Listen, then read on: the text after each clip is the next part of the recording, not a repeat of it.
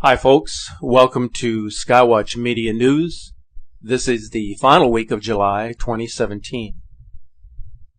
For many years, the U.S. government has been conducting controversial and highly speculative experiments that are deemed to be detrimental to the health and well-being of its citizens. I have discussed in previous videos how chemtrails, also known as stratospheric aerosol geoengineering, are polluting our sky with substances that are considered to be toxic. Now, what we have been subjected to in the way of an explanation by meteorologists as to the nature of chemtrails is that they are just normal exhaust or water vapor left in the wake of a moving aircraft. But what they fail to explain is that there is a big difference between a trail left behind by a commercial jet and the trails created by a SAG aircraft. When a jet airplane flies at a certain altitude, a visible trail or streaks of condensed water vapors sometimes form in the wake of the aircraft, hence the name contrail. This is a normal phenomenon and usually it dissipates within a few seconds. But what is observed behind a SAG aircraft is entirely different. What you see are thick white lines that linger for several hours. The upper atmosphere is intentionally sprayed, most often in a grid-type pattern, for thorough coverage. The trails eventually appear as clouds, or what we call chemtrails. Early mornings on clear sunny days are the primary qualifications for this biological attack. These particles then quietly, without notice, fall to the ground where they enter our soil, our water, and our respiratory systems. Reputable scientists have been diligently testing our soil, and the results are alarming. Aluminum, barium, and other elements were found to be thousands of times higher than normal levels. The high levels lead to very irregular or very acidic pH levels in the soil, which can be deadly to ecological life systems. Peer-reviewed scientific studies have concluded bioavailable aluminum being found in large quantities in our rainwater worldwide. And this is extremely harmful to our ecological flora and thus the ecosystem. Like I said, the aerosol spraying of our atmosphere is very controversial because we do not know the reason why they are doing this. There has been a great deal of speculation on the reasons, ranging from weather warfare through manipulation of our weather patterns to the concealment of an incoming rogue planet or a second sun. But whatever the reason may be, it appears to be having a profound effect on the inhabitants of this planet.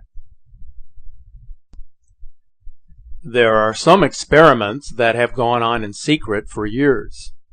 One such experiment, which has been documented to be authentic, took place in September of 1950 and was conducted on the unsuspecting residents of San Francisco.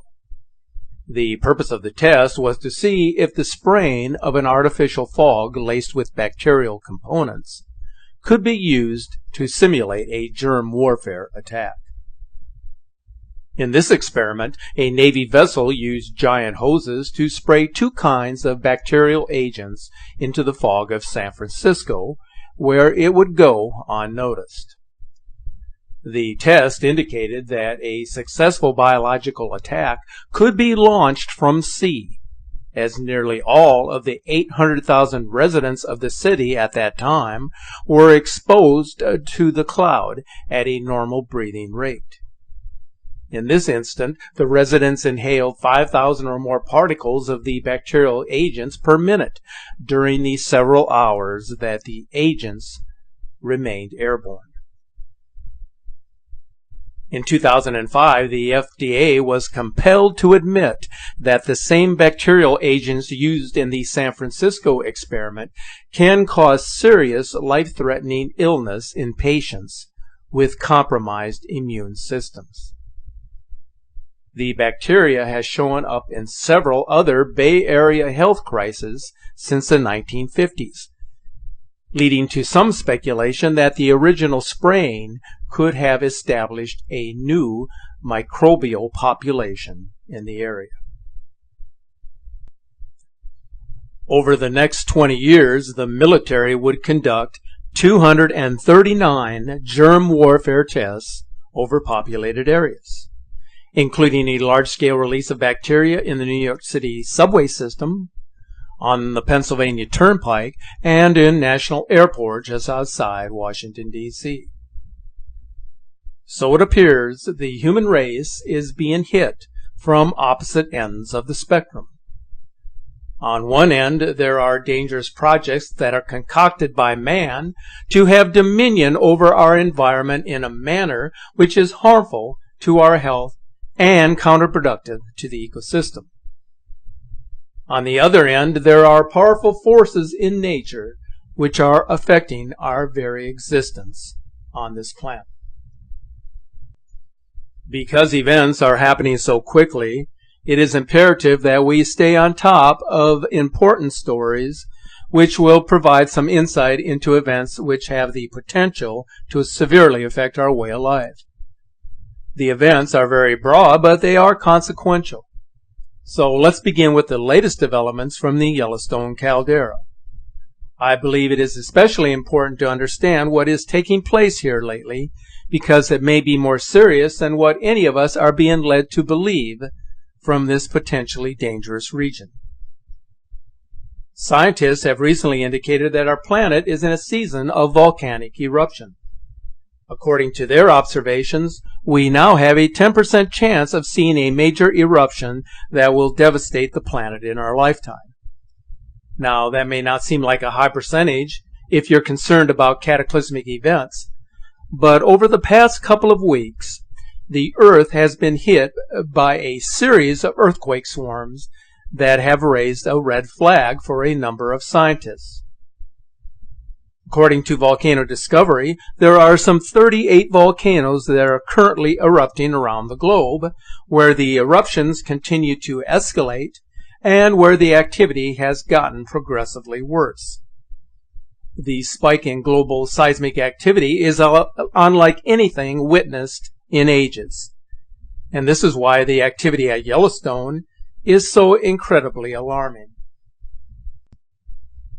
It would be exceedingly difficult to overstate the potential danger that Yellowstone poses to the United States. Other than an extremely large asteroid or meteor, it is hard to imagine any natural disaster that would pose a greater threat. Here are some things that you should be aware of with respect to the Yellowstone caldera. It sits on top of North America's largest volcanic field. 400 miles under the Earth's surface is a magma hotspot that reaches up to just 30 miles below ground level before spreading out over an area of 300 miles across 3 states. Over all this sits a volcano with its catastrophic potential. It could blast 240 cubic miles of ash, rocks, and lava into the atmosphere, rendering about 2/3 of the nation uninhabitable, according to some estimates, and plunge the world into a nuclear winter. Everything within a 100-mile radius of the volcano would be immediately destroyed. Further away from the epicenter, volcanic ash would rain down for weeks. In fact, it has been estimated that a full-blown eruption would dump a layer of volcanic ash that is at least 10 feet deep, up to 1,000 miles away from the epicenter. Food production in America would be almost totally wiped out, and the volcanic winter that would result from a Yellowstone eruption would dramatically cool the planet. So there are certainly many reasons to be concerned that something strange is going on at Yellowstone at this time. Although the chance of this happening lies at 10% in our lifetime, the threat level of such an event on our survival far outpaces that of asteroids, nuclear war, earthquakes, and climate change all combined. The far-reaching planetary effects of the magnitude of this event, combined with the financial and political instability of any individual country affected by this event, pose the highest associated risk of any other known disaster. Simply stating, the world is not prepared for this.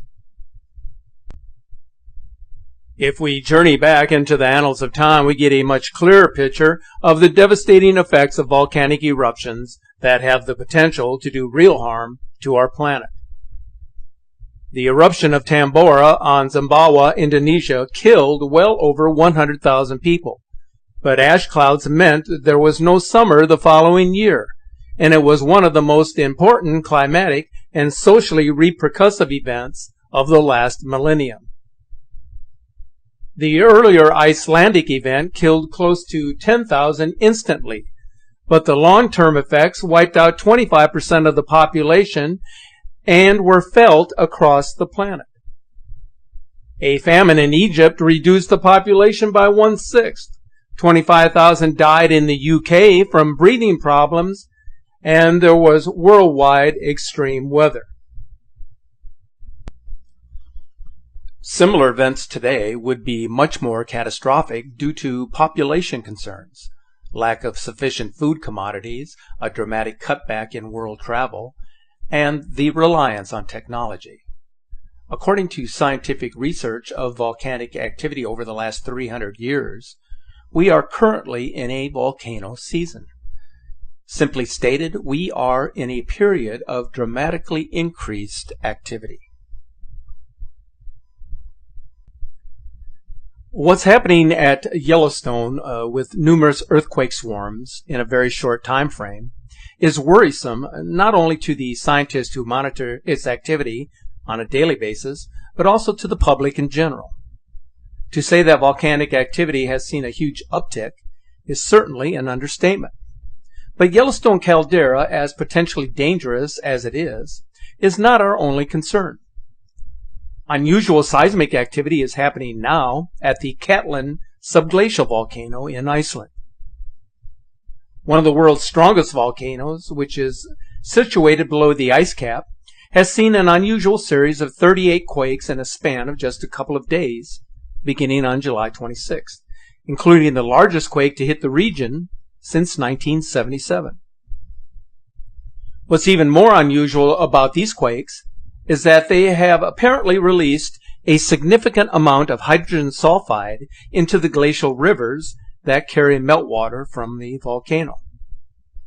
This could be a troubling sign of what could inevitably happen as this volcano continues to build up pressure.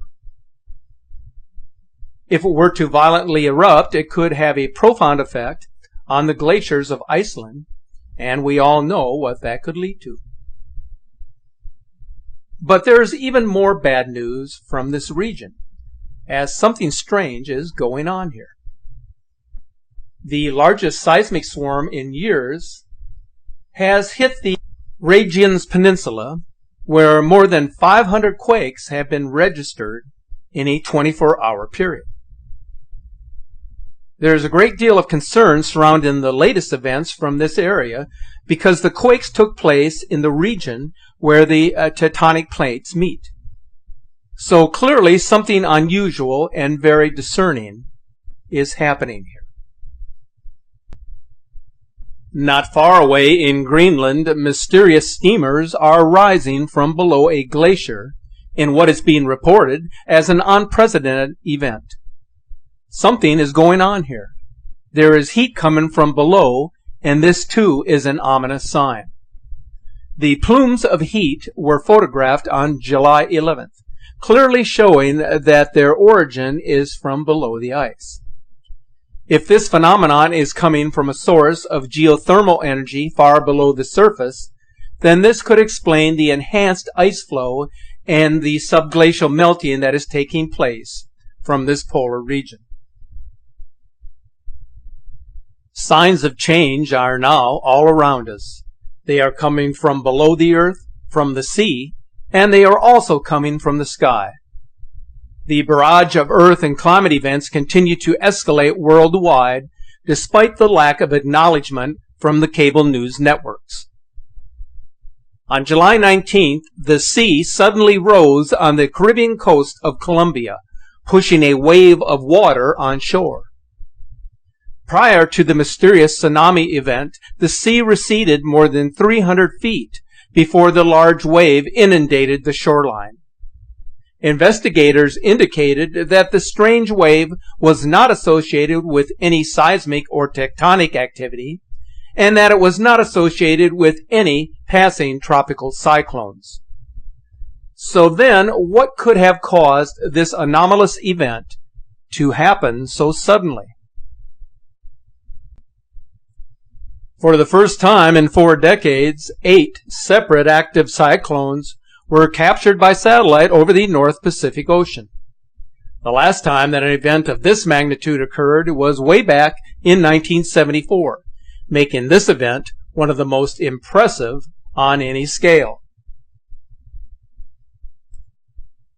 In Croatia, an anomalous event from the sky occurred.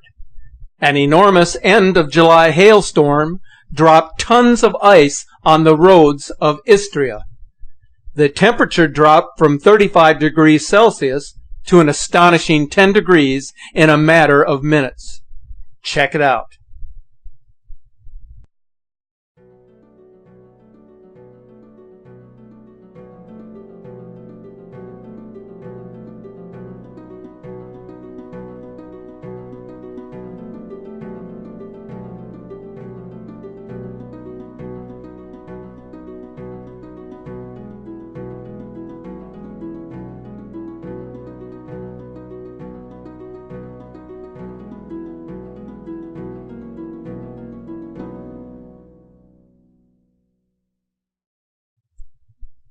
One day earlier in Grottammare, Italy, a massive hailstorm dumped tennis ball size hail on this coastal region, covering the city in 10 to 15 centimeters of ice in this extremely rare event. Take a look.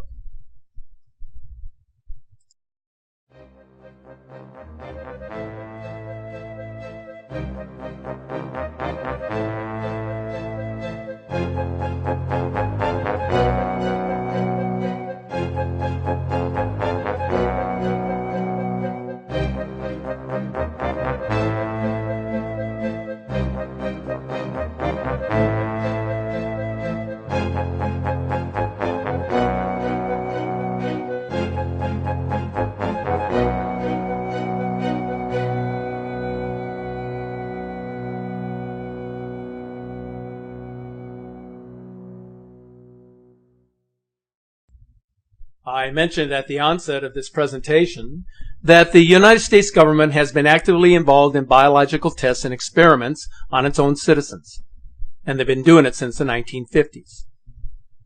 They have conducted these tests with little regard for human health and well-being. But the U.S. is not alone in their ill-conceived endeavors. It appears that Japan is a co-conspirator in this regard. It looks like the Japanese company TEPCO is on the verge of dumping 777,000 tons of radioactive waste into the ocean from the Fukushima nuclear plant, where the world's worst nuclear disaster since Chernobyl took place back in 2011. So what this will mean is that vast amounts of the toxin tritium will be released into the ocean. Now, one can only imagine what effects this will have on ocean habitat. TEPCO claims that it poses little risk to human health, unless, of course, it is ingested in large amounts, which could ultimately be the outcome if sea life becomes infected as a result of the dumping of this toxic water. Certainly, the releasing of this toxin into the sea will create yet another round of rumors on how the Japanese authorities are more concerned about the disposal of the toxin rather than the ramifications of what it will do to the environment and to sea life in general. So the picture is becoming clearer every day. This planet and all that dwells therein is hanging in the balance. The human race is its own worst enemy. We as stewards of the planet have failed in our promise to keep the world safe for future generations. Our self-centered greed and our obsession with materialism is destroying the very fabric of our society. Because of our ignorance and unwillingness to change, we have brought upon ourselves the day of reckoning.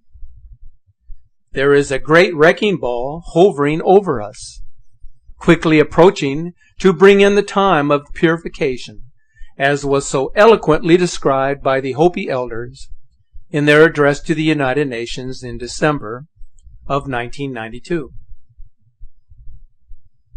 So as you ponder these words of warning, you must ask yourself if these passages are as powerful today as they were back then, and whether the prophecy of purification is true to form. If you haven't yet woken up to what's happening around you, then it is not too late to begin the process of opening your mind to the reality of the world as it exists today. It is much easier to deny and refute the evidence of a changing world than it is to accept and understand that the earth is in peril, and things will get much worse in the years ahead before they get better. This is the focal point. We cannot control what will ultimately happen in the short term, but we are given the freedom to make decisions that could benefit our spiritual and mental well-being in the long run. I hope you take solace in these words as I did many years ago. Remember, in order to find inner peace, we must first find communion with our surroundings and with every living thing. We are still on the journey towards truth and understanding. And so I ask those who follow these presentations to be kind unto others, be mindful of your earthly surroundings, and keep looking to the sky.